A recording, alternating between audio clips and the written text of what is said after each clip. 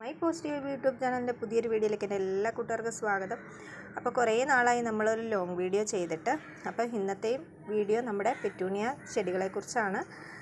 അപ്പോൾ നമ്മുടെ ചാനൽ ആദ്യമായിട്ട് കാണുന്ന കൂട്ടുകാരുണ്ടെങ്കിൽ സപ്പോർട്ട് ചെയ്യാൻ മറക്കരുത്. അതുപോലെ തന്നെ നമ്മുടെ ചാനൽ സബ്സ്ക്രൈബ് ചെയ്യാനും വീഡിയോ ലൈക്ക് ചെയ്യാനും ഷെയർ ചെയ്യാനും മറന്നു പോകരുത്. അപ്പോൾ നമുക്ക് വീഡിയോയിലേക്ക് പോകാം. അപ്പോൾ ചൂട് സമയം നമ്മുടെ പെറ്റൂണിയ ചെടികൾക്ക് ഒട്ടും നല്ല ഒരു കാലാവസ്ഥയല്ല. എല്ലാവർക്കും അറിയാമല്ലോ, ഈ പ്രാവശ്യത്തെ ചൂടെന്നറിയുന്നത് അതിശക്തമായിട്ടുള്ള ചൂടായിരുന്നു. അതുകൊണ്ടാണ് നമ്മൾ പെറ്റൂണിയ ചെടികളുടെ കൂടുതലും വീഡിയോസ് ചെയ്യാത്തത്. കാരണം പ്ലാന്റ്സുകൾ കുറവായിരുന്നു. കാര്യം നമ്മുടെ കയ്യിൽ സീഡൊക്കെ ഉണ്ടെങ്കിലും നമ്മൾ പ്ലാന്റുകൾ ആക്കിയിട്ടില്ല. കാര്യം വേറൊന്നുകൊണ്ടല്ല, ചൂട് കൊണ്ടിട്ട് ഇതിനെ ചെറിയ പ്ലാന്റുകൾ സർവൈവ് ചെയ്ത് കിട്ടാൻ വളരെ ബുദ്ധിമുട്ടാണ്. അതുകൊണ്ടാണ് നമ്മൾ സെയിലും അതുപോലെ തന്നെ ഇതിൻ്റെ ചെടികൾ ഉൽപ്പാദിപ്പിക്കുന്നതൊക്കെ നമ്മൾ നിർത്തി വച്ചിരിക്കുന്നത് കേട്ടോ. അപ്പോൾ ഇനി മഴയൊക്കെ ഒന്ന് തുടങ്ങിയതിന് ശേഷം മാത്രമാണ് ചെയ്യുന്നത്. അപ്പം ഞാൻ ഇന്ന് കാണിക്കുന്ന കാര്യങ്ങൾ കുറച്ചൊക്കെ കൂട്ടുകാർക്ക് വന്നിട്ടുണ്ടാവുന്ന ഒരു അവസ്ഥയായിരിക്കും. പെറ്റൂണിയ വളർത്തുന്നവർക്ക് മിക്കവർക്കും ഈ ഒരു അവസ്ഥ വന്നിട്ടുണ്ട്.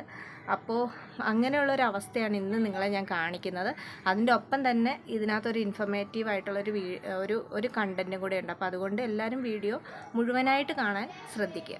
അപ്പോൾ പെറ്റൂണിയ ചെടികളുടെ ഒരവസ്ഥയാണ് നിങ്ങളിപ്പോൾ കണ്ടുകൊണ്ടിരിക്കുന്നത്. 2 ദിവസമായിട്ട് നല്ല രീതിയിൽ ഉഷാറായിട്ട് നല്ല ഫ്ലവറിങ്ങുമായിട്ട് നിന്ന ഒരു പ്ലാന്റാണിത്.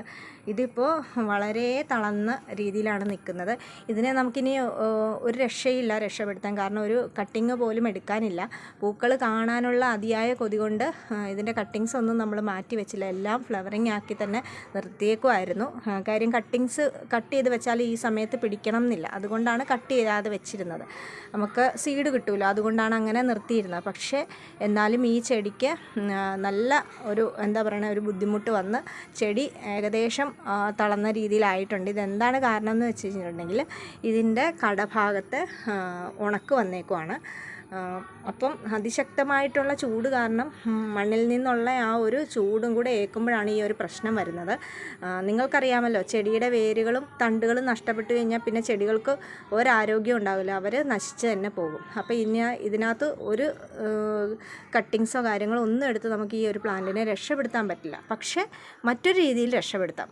എങ്ങനെയാണെന്ന് വെച്ചിട്ടുണ്ടെങ്കിൽ ഇതിൽ നല്ല രീതിയിൽ സീഡ് പോഡ് ഉണ്ടായിട്ടുണ്ട്.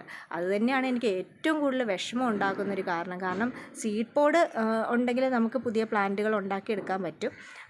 അപ്പോൾ ഇങ്ങനെയുള്ള രീതിയിൽ നിൽക്കുന്ന പെറ്റൂണിയകൾ പലരും എന്താ ചെയ്യുക, ഇത് പോയി എന്ന് ഓർത്തിട്ട് പറിച്ച് കളയും. പക്ഷെ അങ്ങനെ ചെയ്യരുത്.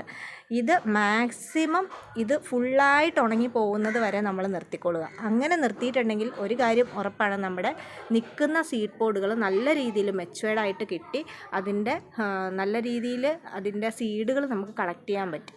അപ്പം നമുക്ക് ഈ ചെടിയെ വീണ്ടും നമുക്ക് പാകി കിളിപ്പിച്ച് പുതിയ ചെടികളാക്കി മാറ്റാൻ സാധിക്കും. കാരണം ഇത്രയും നല്ലൊരു സീഡ് പോഡിനകത്ത് ഒരു 10-500 വിത്തുകളെങ്കിലും കാണും. അപ്പോൾ അതുകൊണ്ട് നല്ല രീതിയിൽ സീഡ് പോഡ് മെച്ചുവേർഡ് ആകുന്നത് വരെ ഈ പ്ലാന്റുകൾ പതുക്കെ വെള്ളം ഒഴിച്ച്, ഒരുപാട് ഓവറായിട്ട് വെള്ളം ഒഴിക്കരുത്, പതുക്കെ വെള്ളം ഒഴിച്ച് ചെടിയെ നിലനിർത്തി കൊടുക്കുക. അതിനുശേഷം ചെടി തനിയെ നശിച്ചു പോകുന്ന സമയത്ത് അത് നശിച്ചു പോയിക്കോട്ടെ. അതിനു മുമ്പ് തന്നെ എന്തായാലും ഈ സീഡ് പോഡ് മെച്ചുവേർഡായി സീഡ് നമുക്ക് കളക്ട് ചെയ്യാൻ സാധിക്കും.